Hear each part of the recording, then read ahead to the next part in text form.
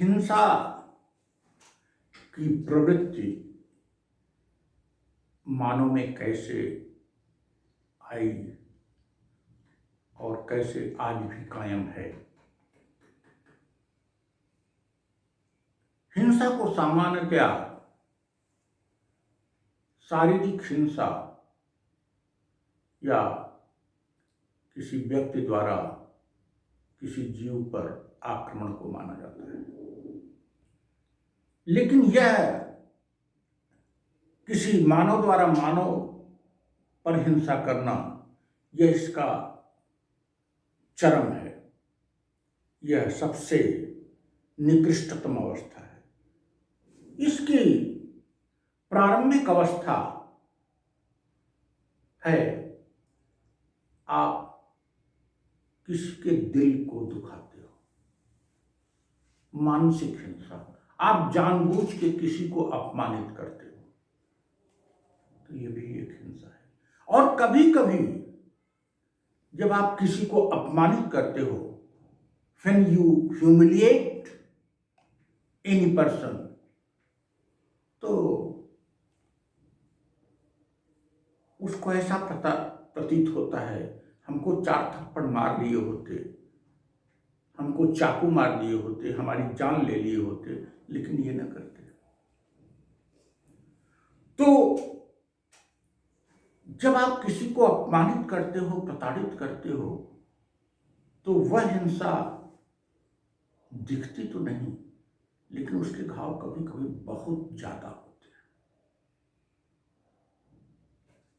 फिर जीवों पर हिंसा और फिर मानव पर सीधे प्रहार, आक्रमण। ये 3 हिंसा के स्वरूप हैं।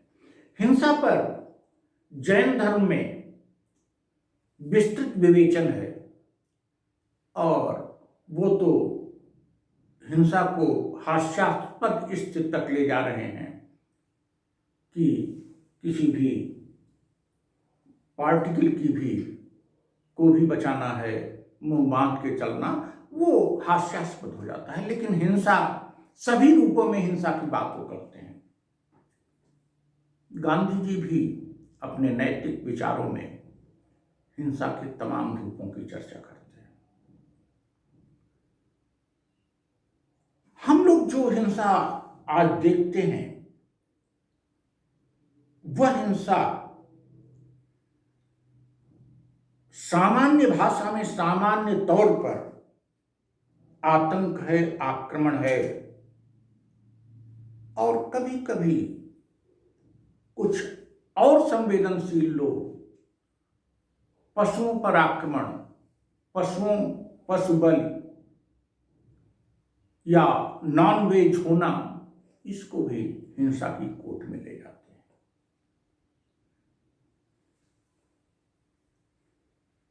तीसरी हिंसा जिसकी हम चर्चा किए कि मानसिक रूप से प्रताड़ित करना, किसी को अपमानित करना, किसी के दिल को दुखा देना, अब इसका निर्णय कर पाना बड़ा मुश्किल है कि कौन हिंसा सबसे बड़ी है।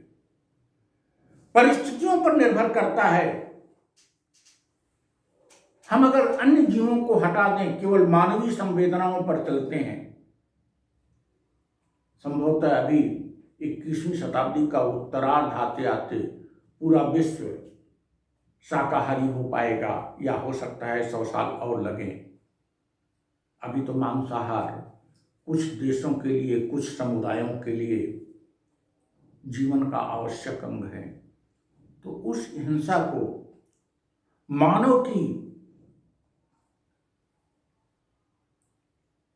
अति आवश्यकता, अनिवार्यता को मानते हुए उसको हम जीवों की हिंसा को छोड़ देते हैं। हम गौतम बुद्ध को, महावीर स्वामी को और गांधी जी को छोड़ देते हैं। गांधी जी तो दूध पीने को भी हिंसा मानते थे, क्योंकि जो दूध बच्चे के लिए है, वो दूध हम पी ले रहे हैं। हम उन दोनों महात्माओं की बात छोड़ देते हैं। हम मानवीय संवेदना पर केवल आते हैं। तो अब 2 प्रकार की हिंसा है। किसी को मानसिक रूप से कष्ट देना और किसी को शारीरिक रूप से कष्ट देना। हमने शारीरिक रूप से किसी को कष्ट दे दिया, जैसे हम बाहर निकले और कोई व्यक्ति हमको डंडे से पीछे से मार दिया, तो ये घाव तो संभवतः 2 दिन 3 दिन 4 दिन में भर जाएगा और उसको सिरफिरा करके हम भूल भी जाएंगे। लेकिन हमारे सामने जो लोग बैठे हैं, इनमें से कोई हमको अपमानित कर देता है, हमारे धर्म पर चोट करता है, हमारे कस्टम पर चोट करता है, हमारे पिता माता पर चोट करता है, या हम मानवीय संवेदना से युक्त हैं तो हमारे सामने किसी मानव को प्रताड़ित करता है, तो ये जो हिंसा है ये साफ हमको बहुत दिनों तक हमको दुख देगी। अर्थात शारीरिक हिंसा से कुल मिलाकर मानसिक हिंसा, मानसिक प्रताड़ना अधिक बल होती है। फिर भी लोग जानना चाहेंगे कि ये शारीरिक हिंसा की प्रवृत्ति क्यों है। किसी भी प्रकार की हिंसा की प्रवृत्ति इसलिए आती है कि हमको प्यार नहीं मिलता, हमको सम्मान नहीं मिलता। जो व्यक्ति प्यार पाएगा, जो व्यक्ति सम्मान पाएगा, वह हिंसा कदापि नहीं करेगा। जिस व्यक्ति की पहचान होगी, जो व्यक्ति अपने हर उम्र में प्यार और सम्मान में जिया रहेगा, अपनी पहचान बनाए रहेगा, वह हिंसा से सर्वथा दूर रहेगा। लेकिन जो व्यक्ति प्यार से वंचित रहेगा, सम्मान से वंचित रहेगा, जिस व्यक्ति को का शोषण होगा, जिस व्यक्ति में से घृणा लोग करते रहेंगे, उसमें एक प्रतिक्रिया के रूप में हिंसा का जन्म होगा और वह प्रतिक्रिया के रूप में कभी मानसिक हिंसा करेगा तो कभी शारीरिक हिंसा करेगा। व्यक्ति का आर्थिक सामाजिक न्याय न मिलना भी हिंसा का कारण है। अब बात आती है कि जिनको आर्थिक सामाजिक न्याय मिला है वो हिंसा क्यों करते हैं। हमारी ही बात कट जा रही है कि आर्थिक वस्तुतः उनको प्यार नहीं मिला है, सम्मान नहीं मिला है, उनमें कोई न कोई कॉम्प्लेक्स है, या उन्होंने स्वयं किसी का शोषण किया है, या वो शोषित रहे। प्यार करो, प्यार पाओ, सम्मान करो, सम्मान पाओ, किसी का शोषण न करो और अपने को शोषित न होने दो। जब हम किसी स्वार्थवश अपने शोषण का आमंत्रण देते हैं तो स्वाभाविक रूप से जब मौका मिलेगा तो हम हिंसा करेंगे। अगर हम किसी को अलाउ नहीं करते कि वो हमारा शोषण करे तो हम हिंसा नहीं करेंगे, क्योंकि हमारा शोषण होता है, इसलिए जब मुझे मौका मिलेगा हम भी हिंसा करेंगे। तो हिंसा के का जो रूप उद्भव होता है प्यार के अभाव में, सम्मान के अभाव में और शोषण के कारण।